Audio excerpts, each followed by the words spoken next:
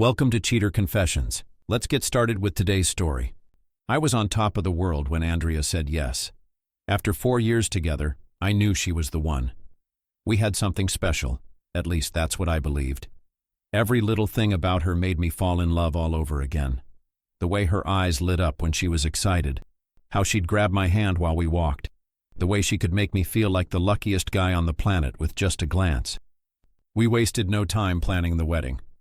Andrea took the lead on most of the details, and I didn't mind. She was excited about it, and I was just happy to be marrying her. One night as we were going over the guest list, she casually mentioned something that, at the time, seemed harmless. "Brianna and the girls are planning a trip to Miami for my Bachelorette weekend," she said, smiling. "Miami, huh?" I raised an eyebrow. "It's nothing crazy," she reassured me, her fingers brushing against mine. "Just some girl time. Sun, cocktails, and maybe a little dancing." I chuckled. "Just don't let them convince you to move there." She laughed and leaned in to kiss me. "You worry too much. I love you, Logan. Nothing's going to change that." I believed her. The morning of her trip, I helped her pack. We joked around and everything felt normal. She teased me about crashing their weekend, but I just smiled and told her I trusted her. We drove to the airport, and I kissed her goodbye, watching her disappear through the security gates. I had no idea that it would be the last time I looked at her without suspicion in my heart. The first night I barely thought about it. I sent Andrea a goodnight text, and she replied almost instantly. "Good night, babe. Miss you already." That was enough to put me at ease. She was safe, she was thinking about me, and everything was fine. But the next day something felt off. I called her in the afternoon just to check in. No answer. I figured she was at the beach. Maybe her phone was in her bag. No big deal. A couple of hours passed. I sent her a text.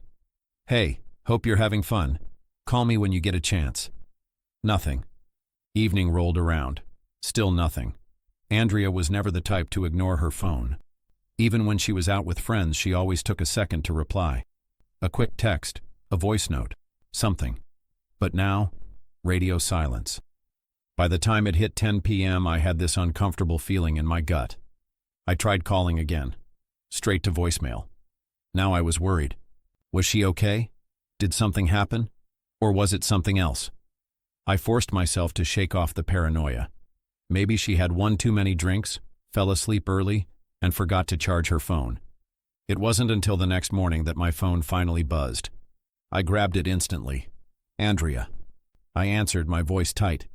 "Andrea?" She sounded groggy, like she had just woken up. "Hey, babe. Sorry, I fell asleep early last night. We were exhausted from the beach." I exhaled, trying to shake off my unease. We talked for a bit. Nothing deep, just small talk. It felt normal, almost enough to make me forget the weird silence from the night before. Then, just as we were about to hang up, I heard it. A man's voice, quick, muffled, unmistakable. Then, the line went dead. I froze. What the hell was that? I called her back immediately. It rang a few times before she picked up. "Hey," she said, her voice suddenly more alert. "Who was that?" My tone was sharp, more accusing than I meant it to be. "What?" she asked, acting like she didn't know what I was talking about. "I heard a guy's voice before the call cut off," I said, my heart hammering. "Who's with you?" She paused for a second, just a second too long, before she answered. "Oh," she said quickly. "That was just the hotel staff. They were dropping off breakfast." I frowned. "Hotel staff?" "Yeah, they come around in the morning offering room service stuff. You know how it is." Something about her tone was off. It was rushed, like she wanted to get through the explanation as fast as possible. "You sure?" I pressed, my chest tightening. She let out a sigh, and when she spoke again, there was an edge to her voice. "Logan, relax. I'm in my room with my friends. You're being paranoid." I wanted to believe her. I really did. So I swallowed down the doubt creeping up my throat and forced myself to let it go. "All right," I mumbled. "Have fun." She gave a half-hearted, "Love you," before hanging up. I stared at my phone for a long time. Something wasn't right, but I wasn't ready to see what was right in front of me. Andrea came back from Miami the next evening. I drove to the airport, feeling that familiar mix of excitement and relief. I had missed her. But the moment she stepped out of the terminal, something felt off. She looked the same, sun-kissed, glowing, still the woman I loved. But when she hugged me, it didn't feel the same. It wasn't tight, warm, or full of excitement. It was quick, almost obligatory. And when she kissed me, her lips barely lingered. "Hey," I said, searching her face. "How was Miami?" She smiled, but it didn't reach her eyes. "Amazing. I needed that trip so bad." "Yeah?" I forced a grin. "Anything crazy happen?" She laughed, brushing her hair behind her ear. "Just girl stuff. Drinking, dancing, a little too much sun. Nothing wild." I nodded, but something inside me was uneasy. I chalked it up to paranoia. Maybe I was still overthinking the weird phone call. Maybe I was just being insecure. So I pushed it down. On the drive home, she was quieter than usual. Normally, Andrea would talk non-stop after trips, telling me every little detail. But now, she mostly stared out the window, scrolling through her phone. When we got home, she barely unpacked before flopping onto the couch, texting. She was smiling at her screen, fingers moving fast. "Brianna?" I asked, keeping my tone light. "What?" She glanced up, confused. "You texting Brianna?" She blinked like she had to process the question. "Oh, yeah, just catching up." "Catching up?" She just spent the whole weekend with her. I didn't say anything, but that uneasy feeling in my gut started to grow. The changes didn't hit all at once. They crept in, slow and quiet, like a crack spreading across glass. She was always on her phone now, not just scrolling, texting, constantly. Her face would light up with a grin, fingers flying across the screen. And when I walked into the room, she'd tilt the phone slightly away as if it were second nature. And then she started going out, more than usual. Girls' night became a regular thing, twice a week, sometimes 3. "Where are you going tonight?" I asked one evening as she stood in front of the mirror, applying lipstick. "Out with the girls," she said casually, dabbing at her lips. "Again?" She gave me a look through the mirror. "What's that supposed to mean?" I exhaled slowly. "It just feels like we haven't spent much time together lately." She rolled her eyes. "Oh, come on, Logan, I see you every day." "That's not the same, and you know it." She turned, hands on her hips. "So what? I'm supposed to just stay home all the time?" I kept my voice calm. "I'm not saying that, Andrea. I'm saying something's different since Miami." She scoffed, shaking her head. "Oh my God, not this again." I stared at her, trying to read her. Was she hiding something? Or was I just imagining it? "Are we gonna fight every time I go out now?" she asked, grabbing her purse. I sighed, rubbing my temples. "No, just... never mind." "Good," she muttered and walked out the door. I sat there for a long time, staring at the empty space where she stood. Something wasn't right, and I was going to find out what it was. That night, when Andrea came home, I was waiting for her in the living room. She walked in, tossing her keys on the table like nothing was wrong. But then I caught the scent. It wasn't her perfume. It was cologne, a man's cologne. "Where were you?" I asked, my voice tight. She barely looked at me. "I told you. With the girls." I stood up, blocking her path. "Then why do you smell like a guy?" Her face flashed with something, guilt, panic. I couldn't tell. But then just as quickly she covered it up. "Oh, for God's sake, Logan. Some guy at the bar must have brushed past me. Are we really doing this?" I wanted to believe her, but I couldn't. The next morning, Andrea was in the shower when her phone buzzed on the nightstand. I wasn't even trying to look, but my eyes flicked to the screen. A message. From Scott. My stomach dropped. I stared at the name, my mind racing. Who the hell is Scott? Without thinking, my hand moved on its own, reaching for the phone. But before I could grab it, the shower turned off. I quickly set it back down and stepped away just as Andrea walked out, wrapped in a towel, steam curling around her. I kept my expression neutral. She glanced at her phone, then at me. "What are you doing?" I shrugged. "Nothing. Just grabbing my wallet."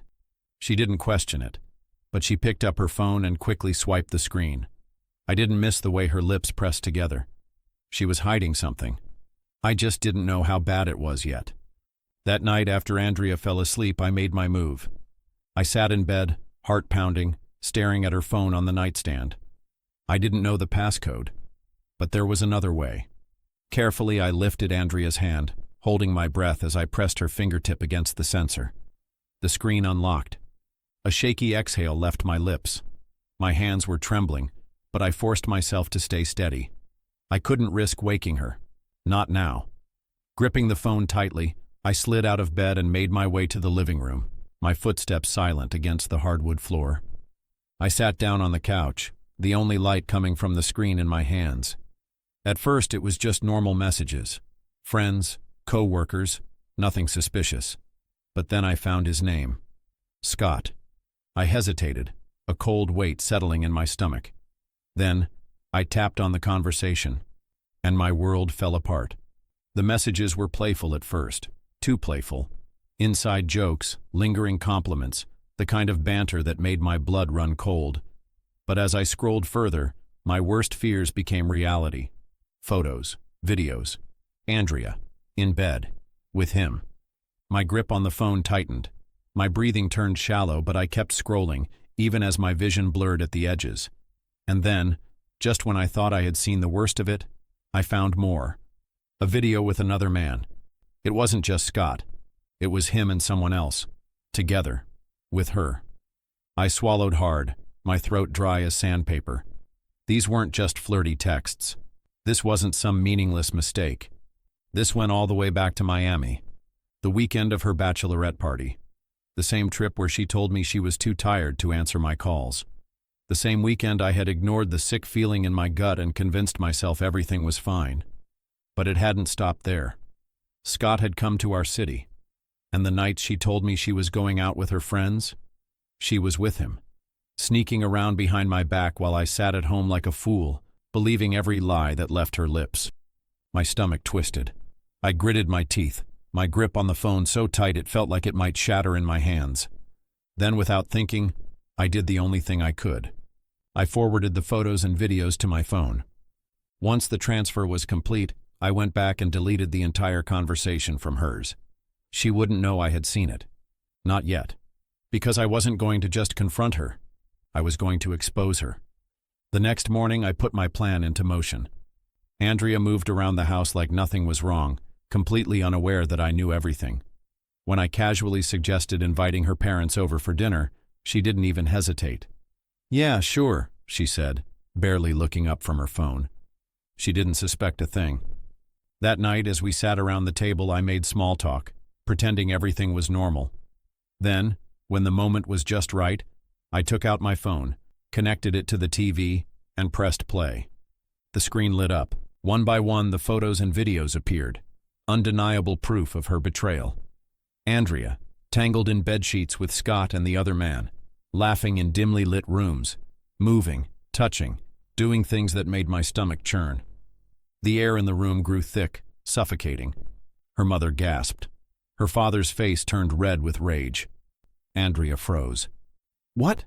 What is this?" she stammered. "You tell me," I said coldly. Her father stood up, his fists clenched. "Andrea, what the hell is this?" Tears welled in her eyes. "Logan, please." "No," I cut her off. "You don't get to beg. You chose this." Her father's voice was filled with disgust. "I raised you better than this." Her mother just sat there, shaking her head in shame. Andrea turned to me, desperate now. "Logan, I made a mistake." I let out a hollow laugh. "A mistake?" I gestured toward the screen. "That's not a mistake. That's who you are." Her breath hitched. She knew. She knew there was no coming back from this. I stood, my voice steady. "Pack your things. The wedding is off. And I want you out. Tonight." Her father exhaled sharply, his face hard. "You heard him. Get up. Start packing." Andrea's lips parted like she wanted to argue, to plead, but no words came. She had destroyed everything. And now, she had to live with it. That night, she packed her bags in silence. No more excuses, no more lies, just the quiet acceptance of what she had done. When she walked out the door, I didn't stop her. And just like that, she was gone. Months passed. Life moved on, and so did I. At first, it was hard, undoing 4 years of memories, adjusting to the silence, filling the empty spaces she once occupied. But over time, the pain dulled, replaced by something else. Clarity. Then, one evening, there was a knock at my door. I wasn't expecting anyone. When I opened it, my breath hitched for just a second. Andrea. She looked different, tired, worn down. Her eyes were red-rimmed, tears threatening to spill. "Logan, please give me another chance," she whispered, her voice shaky. "I was stupid. I made a mistake." I didn't respond. She swallowed hard, her eyes searching mine. "I tried dating," she continued, her voice breaking. "But nothing lasted. No one felt right. You were always the one. And now I finally realize it." I just stared at her. The woman who once meant everything to me was now a stranger. The desperation in her voice, the regret in her eyes. It didn't matter anymore. I wasn't angry. I wasn't sad. I felt nothing. And that's when I knew. I exhaled, my voice calm. "Leave. And don't ever come back." Her lips parted like she wanted to argue, to plead. But she saw it in my face. It was over. Without another word, I shut the door. On her. On the past. For good. And for the first time in a long time, I was free. Thank you for watching.